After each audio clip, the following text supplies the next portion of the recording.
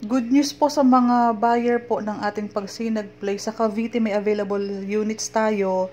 So galing ako dun kahapon. Ito, kumuha ako ng short video para sa mga naghahanap ng latest update.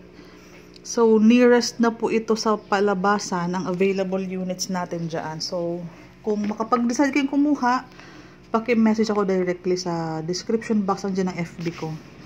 So, paunahan na lang po kasi may bago tayong set of inventory na may mga unit na talaga as in. Pwede na po kayong mag-line up ng complete docs para po maipasa agad natin sa Raymulan and ma-prioritize kayo magkaroon ng unit kasi limited slots lang po ito.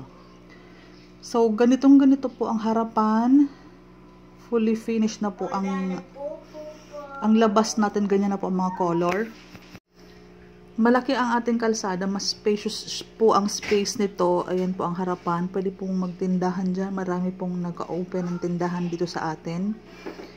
So, there you have it. Ganyan po ang ating mga unit sa Pagsinag. Buhos na po ang sahig nito. Bale, panoorin mo hanggang dulo kasi meron akong vlog ng deliverable turnover. Yung ano yung nasa loob at ano yung unit na marireceive mo. Ganon na ganon din po ang turnover unit. Kapag loan takeout na sa Pag-ibig. Ang gaganda ng mga kulay. Oh. No down payment, no reservation, no equity. Application form, requirements lang, plus 10,000. Para yun sa water and electricity, wala ka na ibang babayaran. Aantayin mo na lang siyang ma-loan takeout sa Pag-ibig. That's the only time magkakaroon ka ng monthly po. Yung monthly amortization sa Pag-ibig. Okay po? Paunahan lang kasi walang down payment. Around 5,400 monthly. 18,000 to 9,000 po ang ating required salary. Basic po yan plus food allowance or rice allowance. Yan lang po ang ating allowed na maging dagdag para makabuo kayo in total of 18,000 to 19,000. Pasok na po yan. So, tapusin lang natin tong video kasi pinapakita ko lang po sa inyo ang mga color, itsura ng labas, ano ang space na nasa harap kasama ang gutter. So, ganyan na ganyan po siya. Daily ang tripping, magdala na po kayo ng mga requirements para mabilis po ang proseso. Meron din po tayong Pagsinag Place sa Calamba, Laguna po. And meron din tayo sa Catmon, Santa Maria, Bulacan. Open na din tayo for line-up. Sasabihin mo lang po sa akin pag nag-message ka kung Cavite po, Calamba, Laguna, or Bulacan. Kasi para pareho lang po ang unit, deliverable, sukat, yung location lang. Okay po? Sana po malinaw para mabilis ako makapag-reply kung ano po yung kailangan nyo. So, ito po yung loob po ng turnover unit ng Pagsinag Place. 36 po ang lot area, 36 din po ang floor area. Naka-finish na po yan. Nakabuhos po ang second floor.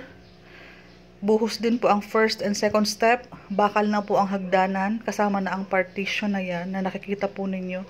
Ready na po yan na malagyan ng Hardiflex. Kasama na po ang heat insulator po. Yung silver sa taas. Ganito ang ating deliverable unit. Provision for 2 bedrooms. Kayo na po ang magpapaayos. Wala po tayong down payment, walang reservation, walang equity. Maganda na po na nakabuhos na po ang turnover sa yung unit. Makakapag-ipon kayo ng budget para mapaganda mo po ang bahay the moment na ma-receive mo na ang susi. Ganito ang space sa harapan. Ayan po. Ganyan na ganyan siya. Nililinis po ha, saka pinapaganda din po ang harapan before po i-turn over sa atin.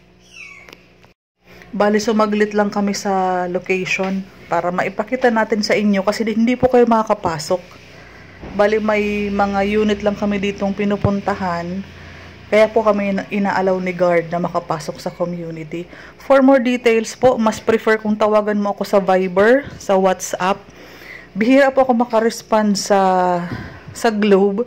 Mas maganda po i-message nyo po ako directly sa Messenger para mas mabilis akong makarespond sa kung ano man ang tanong nyo, ano yung mga full details, pati yung ibang video, ibang pictures, requirements, i-explain ko po sa dulo ng video na to.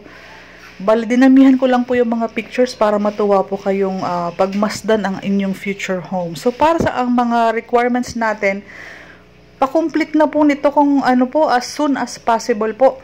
Latest original COE or system generated po. Ayan, kung may complete date, position, tapos compensation, complete date. Lahat po ng details na yan sa COE, naka-notarize po yan. Paki-screenshot na lang po para ma-review nyo mamaya. Latest ESAV po, kung ngayon po ay December, hanggang kung December ang hulog, kung January or February ngayon, basta po latest po ha, huwag naman po yung may lapses ka ng 6 months. Latest po ang ESAV. 2 government ID, back-to-back ang pagpapa-Xerox niyan with 3 specimen signature sa baba. Company ID, kailangan po natin yan with 3 perma din po. 3 months latest payslip po na maipoprovide. Birth certificate po or marriage contract po, dapat po naka-PSA na po yan. 2 valid ID ng asawa. May perma din po yan. Kailangan natin ng TIN ID, as in yung pinaka-ID po. Sunod ang MDF. Iba po ang MDF, iba din po ang loyalty card. Mas maganda kung meron ka ng 2 yan, mas okay po. 4 pieces po ng 1x1 picture na white po ang background. Meralco bill po na latest ang date.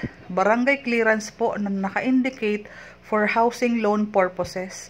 Yung completed RA or yung reservation agreement na sa amin po ang form, ang help seminar po, ibibigay namin sa iyo ang link. So, ito po ang mga kailangan natin para po mas mabilis umusad ang application nyo sa Pag-ibig. Para po hindi na po babalik-balik dito sa site.